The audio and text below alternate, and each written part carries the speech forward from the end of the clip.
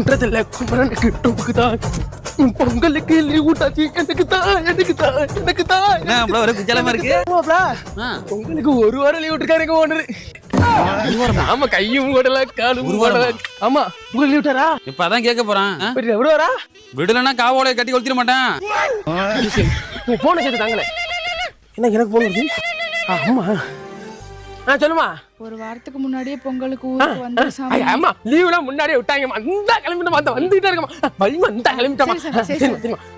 ஆமா ஐயா ஐயா. ஆமா ஆமா, உள்ள வேலை அம்புடி பாசம்.